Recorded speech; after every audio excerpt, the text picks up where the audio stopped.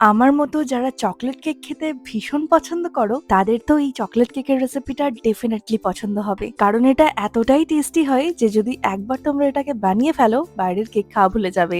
আর বানানোও কিন্তু খুবই সহজ। তাহলে চলো ঝটপট চকোলেট কেকটা আমরা বানিয়ে ফেলি। তো প্রথমে এখানে নিয়ে নিয়েছি একটা ডার্ক চকোলেটের বার, এটা 250 গ্রামের বার। এর থেকে কিছুটা অংশ রেখে বাকিটাকে আমি টুকরো করে নিয়ে নেব একটা পাত্রের মধ্যে। এর মধ্যে অ্যাড করে দেবো 100 গ্রামের মতো বাটার। এবার এই চকলেট আর বাটারটাকে একসাথে মেল্ট করে নেব। যখন এটা একদম পুরোপুরি মেল্ট হয়ে যাবে তখন এটাকে নামিয়ে আমি ঠান্ডা করে নেব। আর এখানে তোমরা চাইলে বাটারের পরিবর্তে কিন্তু যে কোনো রিফাইন্ড অয়েলও ব্যবহার করতে পারো। আর রিফাইন্ড অয়েলটা এখানে 1 কাপের মতো লাগবে। এবার একটা বাটিতে নিয়ে নিচ্ছি 2টো ডিম। এর মধ্যে দিয়ে দেবো 1/2 কাপের মতো ব্রাউন সুগার। ব্রাউন সুগার না থাকলে নর্মাল চিনি গুঁড়ো ব্যবহার করতে পারো, তবে ব্রাউন সুগার দিয়ে চকলেট কেকটা করলে ভীষণ ভালো হবে। আর দিয়ে দিয়েছি এখানে 1 চামচের মতো ভ্যানিলা এসেন্স।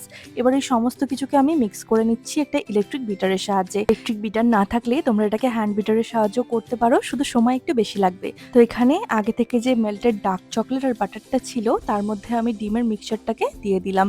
এখানে আমার এই মিক্সিং বোলটা একটু ছোট হয়ে গেছিল, তাই ডার্ক চকলেটের বোলের মধ্যে এটাকে ট্রান্সফার করে ভালো করে মিশিয়ে নেব।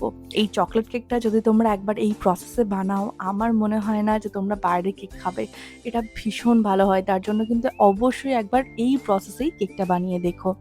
এবার এর মধ্যে অ্যাড করে দেবো সমস্ত ড্রাই ইনগ্রিডিয়েন্টস, যেমন দিয়ে দিলাম 1 কাপ ময়দা, 2 চামচের মতো দিচ্ছি কোকো পাউডার, আর দিয়ে দিচ্ছি এখানে 1 চামচের মতো বেকিং পাউডার। তারপর সমস্ত কিছুকে একটা স্ট্রেনারের সাহায্যে স্ট্রেন করে নেব, যাতে কোনো লাম্পস কিন্তু এর মধ্যে না থাকে। তো এবার এই ড্রাই ইনগ্রিডিয়েন্টসগুলোকে সমস্ত কিছুর সাথে মিক্স করে নেব। খুব বেশি সময় মিক্স করার একদমই প্রয়োজন নেই, জাস্ট একটা স্প্যাচুলার সাহায্যে এরকম কাট অ্যান্ড ফোল্ড মেথডে কিন্তু মিক্স করতে হবে। তো এখানে আমার মিক্সচার রেডি হয়ে গেছে। এবার এর মধ্যে অ্যাড করে দিচ্ছি কিছুটা চকোচিপ। আর এখানে যদি তোমাদের কাছে চকোচিপ না থাকে তাহলে তোমরা টুকরো করা ডার্ক চকলেটও ব্যবহার করতে পারো, কোনো অসুবিধা নেই। তারপর আবারও সবকিছুকে মিশিয়ে নিয়ে এবার এখানে কেক টিনের মধ্যে ট্রান্সফার করব। আমি এখানে একটা স্কোয়ার কেক টিন নিয়েছি, এর মধ্যে একটা বাটার পেপার দিয়ে দেব। এবার অয়েল বা বাটারের সাহায্যে এটাকে একটু গ্রিস করে দেব, যাতে কেকটা খুব স্মুথলি বেরিয়ে আসে। অয়েল ব্রাশ করা হয়ে গেলে এবার কেকের ব্যাটারটাকে আমি এর মধ্যে দিয়ে দেব। আর চকলেট কেক যেমন বাচ্চারাও ভীষণ পছন্দ করে, আমরা বড়রাও কিন্তু কম যাই না, আমরাও খেতে ভীষণ পছন্দ করি।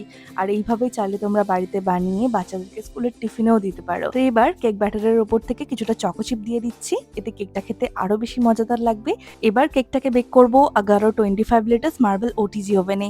ওভেনের টেম্পারেচার রাখবো 180 ডিগ্রি সেলসিয়াসে 20 থেকে 25 মিনিটের জন্য।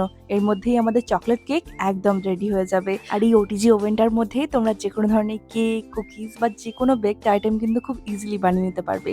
তাই যদি তোমাদের লিঙ্ক প্রয়োজন হয় তাহলে আমি ডেসক্রিপশন বক্সে বা কমেন্টে লিঙ্ক দিয়ে দেবো, সেখান থেকে ডিরেক্টলি এটাকে পারচেস করতে পারো। তো এখানে আমাদের চকলেট কেক কিন্তু একদম রেডি। আমি এটা হওয়ার পর 8 ঘন্টার জন্য রেস্টে রেখেছিলাম। এবার এটাকে ডিমোল্ড করে নিচ্ছি।